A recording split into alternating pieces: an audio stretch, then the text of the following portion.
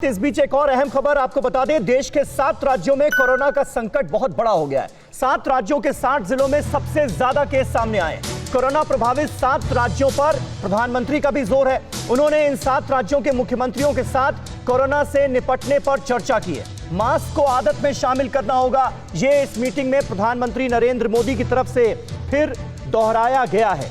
अब आप देखिए, कोरोना संक्रमण के मामले में दुनिया में आज की तारीख में दूसरे नंबर पर हमारा देश पहुंच चुका है और स्थिति और गंभीर हो सकती है। अगले 3 महीने बहुत ज्यादा क्रूशियल हैं और इस वक्त देश के 7 राज्य ऐसे हैं जिनमें कोरोना वायरस का संक्रमण बहुत तेजी से फैलता हुआ नजर आ रहा है, बढ़ता हुआ नजर आ रहा है और यह कहीं ना कहीं इस वक्त देश की सबसे बड़ी चिंता है। और यही वजह है कि प्रधानमंत्री नरेंद्र मोदी ने इन 7 राज्यों के मुख्यमंत्रियों के साथ एक अहम मीटिंग की है कल, और मंथन इस बात को लेकर हुआ है कि आगे क्या स्ट्रैटेजी बनाई जाए। अब वो राज्य कौन कौन से हैं ये जरा आप समझ लीजिए। पहला नंबर महाराष्ट्र का है।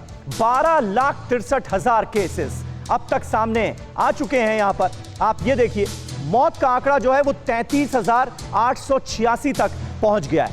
इसके बाद दूसरे नंबर पर आंध्र प्रदेश का नंबर है।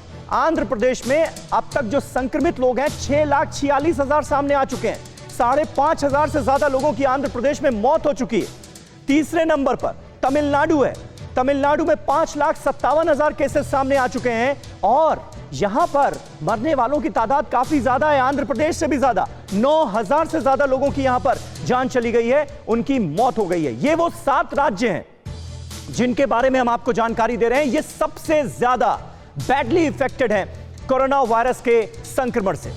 इसके बाद कर्नाटक का नंबर आता है। कर्नाटक में 5,40,000 केसेस अब तक सामने आ चुके हैं। 8,200 से ज्यादा लोगों की, तकरीबन 8,300 लोगों की मौत हो चुकी है। उत्तर प्रदेश का आंकड़ा जो है वो आपको बता दें, यहां पर 3,69,000 केसेस अब तक सामने आ चुके हैं और 5,299 लोगों की जान चली गई है।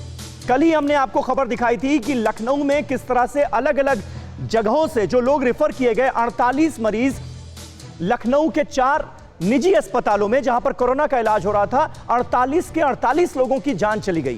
तो मामला कहीं ना कहीं बहुत गंभीर होता हुआ नजर आ रहा है। इसके बाद पश्चिम बंगाल का नंबर है। 2,34,000 केसेस अब तक सामने आ चुके हैं। 4,544 लोगों की अब तक मौत हो चुकी है। और हमारे साथ मनीष झा, हमारे संवाददाता मौजूद है। मनीष, ये बताइए कि कल प्रधानमंत्री नरेंद्र मोदी ने जब ये 7 राज्य जो सबसे ज्यादा इफेक्टेड हैं कोरोना वायरस के संक्रमण से, इनके मुख्यमंत्रियों से बातचीत की, तो आगे की स्ट्रैटेजी क्या बनती हुई नजर आ रही है? प्रधानमंत्री ने क्या सलाह दी? देखिए समीर, प्रधानमंत्री की बैठक में मुख्य तौर पर जोर इस बात से था कि कोरोना की वजह से जो देश की अर्थव्यवस्था, और खास करके इन 7 राज्यों में कुछ बड़े राज्य ऐसे हैं जो देश की अर्थव्यवस्था में बड़ा योगदान देते हैं, तो कैसे फिर से पटरी पर अर्थव्यवस्था को लाया जाए और इसके लिए बहुत ही माइक्रो लेवल पर जाकर कैसे मैनेज किया जाए, क्योंकि बहुत सारे कंटेनमेंट जोन होने की वजह से अर्थव्यवस्था को नुकसान हो रहा है। तो कुल मिलाकर अगर देखें, हालांकि ये जरूरत भी है कि देश को, अर्थव्यवस्था को पटरी पर लाना है तो आपको ये सब कुछ करना होगा, लेकिन एक तरफ जो कोरोना के आंकड़े हैं, और देखिए कि जिस समय ये मीटिंग चल रही थी ठीक उसी समय ये जानकारी भी आई कि केंद्रीय मंत्री सुरेश अंगड़ी का निधन हो गया है। बिल्कुल। तो आप अगर इन सब चीजों को मिलाकर देखें तो देश के सामने अभी चुनौती ये है कि अगर आप जो अर्थव्यवस्था जो इस समय डगमगाई हुई है उसको बचाने के लिए आगे बढ़ते हैं तो कोरोना के जो आंकड़े हैं वो आपको दुनिया में नंबर 1 की तरफ बढ़ा रहे हैं। क्या आप पर भी बरपा है जालसाजी का कहर? सपने टूटे आपके, न घर के न घाट के।